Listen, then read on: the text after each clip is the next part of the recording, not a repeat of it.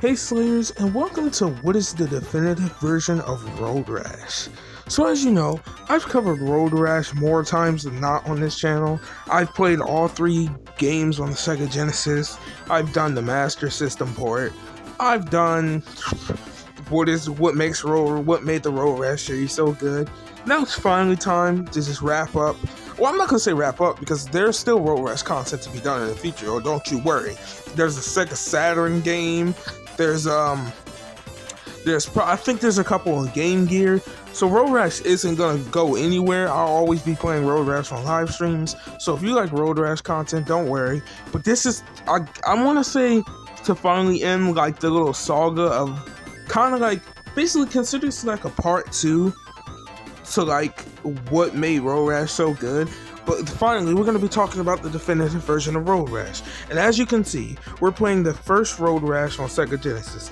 So in this episode, we're going to be covering the first Road Rash on Genesis, the first Road Rash on Master System, Road Rash 2 on Genesis, and Road Rash 3 on Genesis. So let's get right in with Road Rash 1 for Sega Genesis. So Road Rash 1 for Sega Genesis is the classic Road Rash you all come to expect. It's the first entry into the series, and my god, what an entry, because this game right here basically just automatically established and set the bar for what a racing game to me should be, like a motorcycle racing game anyway. While Hang On is good, I more so prefer this game out of a motorcycle racer. But this is in itself, I want to call it the first combat racer, but I don't want to be wrong, so I am gonna say, but don't quote me on that, but I think if I'm correct, it's the first combat racer. But if it's not the first, it sure is the best, man. Well, it's not my personal favorite. I'm just gonna let you know right now, Road Rash 3 is my favorite. But my god, is this game good. So in this game, you race across a few tracks in the United States alone. Yeah, there's no international Road Rash tracks. That wouldn't come to Road Rash 3. But in this game, you race across a few parts of the US with no specific state or name. Some just say the Pacific Coast, the West Coast, things like that. They don't give you like an actual name of the state you're going to be racing across, just the side. And this is an excellent combat racer. So basically, you just drive along the track and try your hardest to place first. But if you've never played a combat racer, well, you're going to be in for a surprise, because the whole goal, you can hit your opponents. So basically, when you're driving past your opponents, or to help you have an edge over your opponents in the game, you're going to want to punch your opponents. Some of your opponents have weapons. You can snag them from them. You can buy better bikes to help you go faster in each track, and the tracks get harder and harder as you go, but the game never becomes too difficult, at least in my opinion. The game always has this perfect little difficulty curve, and when it feels so satisfying to finally get enough hits on one of the guys to knock him off his bike. That always felt so satisfying to me. So you have things like Pacific Coast, Valley, all those types of. You only get a little bit of courses, which in my opinion is a good and bad thing also at the same time. So on to the Master System edition of the game, and as you will see, the Master System edition is basically the Genesis edition with smaller sprites. And what do I mean by that? Well, I mean the sprites are smaller in this game. That's about it. Because this game, when I'm telling you, this game plays just like. Also, I'm pretty sure this is only a Europe release. I'm gonna go ahead and say that now, as you can see it on screen. I'm pretty sure that's only a Europe release. But this game plays just like Road Rash on Genesis. If someone handed this to me before I played the first Road Rash, I would believe them that this was an early Genesis game, or just a Genesis game in general.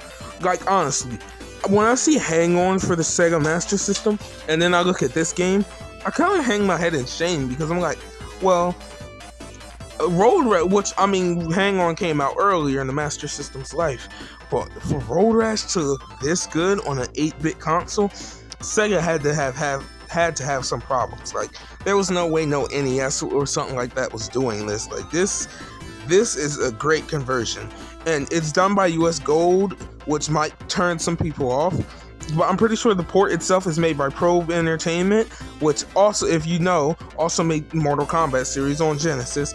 So they already have a credible reputation, although this was one of their earlier Genesis titles before Mortal Kombat even came out.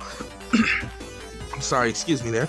But look at the clouds in the background. Look at the foreground layer, the background layer. Like I said, when this version versus the Genesis version, only thing you lose here is those big sprites. And if you're okay with that sacrifice, then guess what? You're okay with this version of the game, because this version of the game is just an excellent game. In fact, I made a whole video about it. So there's not really too much to say here on this version of the game, but this version of the game is also a good version of the game.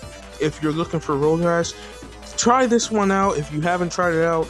If you really want more of a full in-depth straight up review of Road Rash for Sega Master System, go check out my video on it.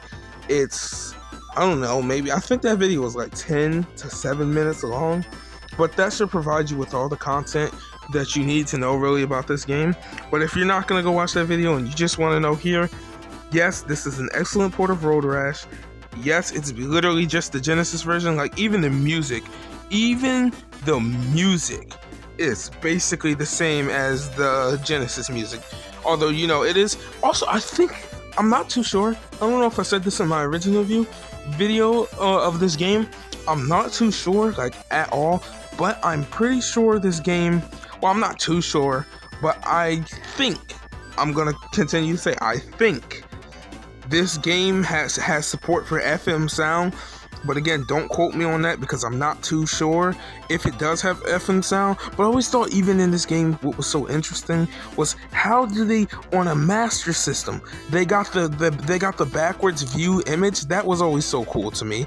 And like, literally, when your dude would go falling off his bike, that, like, literally, he's just kind of stands static there.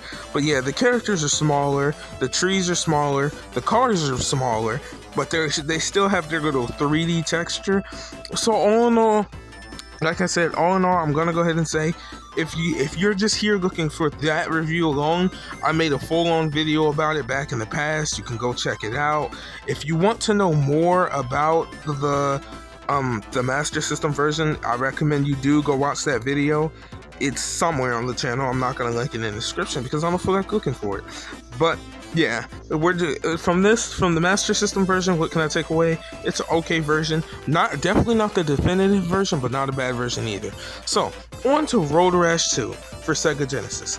So Road Rash 2 brought a whole new things to the table. A lot of new things. It brought the more traditional Road Rash look you would see. It brought even bigger characters. It brought a more like traditional bike system when you want to pay for more bikes and things. Now there's a whole bunch of new categories, from super bikes to what were those super bikes with like super just enhancements with nitrous or nitro or however you want to say it. More weapons for the characters. Like, this is the game that added the infamous tire iron.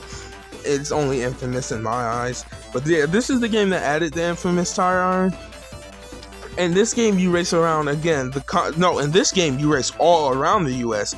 You don't race around the continental U.S. There is a few stops here and there in the continental U.S., but you really mostly, like, this has tracks like from Hawaii, Alaska. But if there was one complaint I would have with Road Rash 2, is that a few of the tracks to me feel a little similar, but my god, the music. Like, but for an example, before I get into the music, for example, the Alaska track and the Hawaii track, while they have a different feeling, they do feel a little similar to me, and that might put a lot of people off.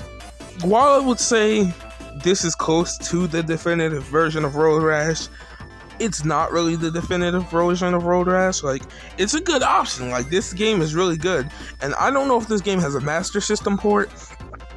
If it ever does, I will go ahead and make a video about it in the future. I think it also has a Game Gear port.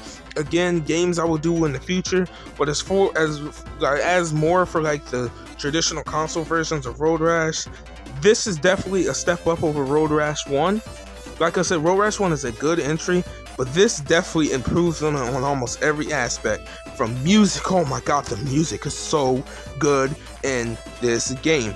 Originally I wasn't like a big fan of it, but when I went back and took a listen to like the tracks from Alaska and again Hawaii, because those two to me are the best tracks, my god, were those tracks good. Also, this was the first game to add the police, and the police added a nice little challenge. I forgot about that. Yeah, this was the first Road Rash game to add police on the streets, where the police can actually bust you if you slow down too much or you come to a complete stop. As you can see, I grabbed that dude's weapon. This added like a baton and a whole bunch of other things.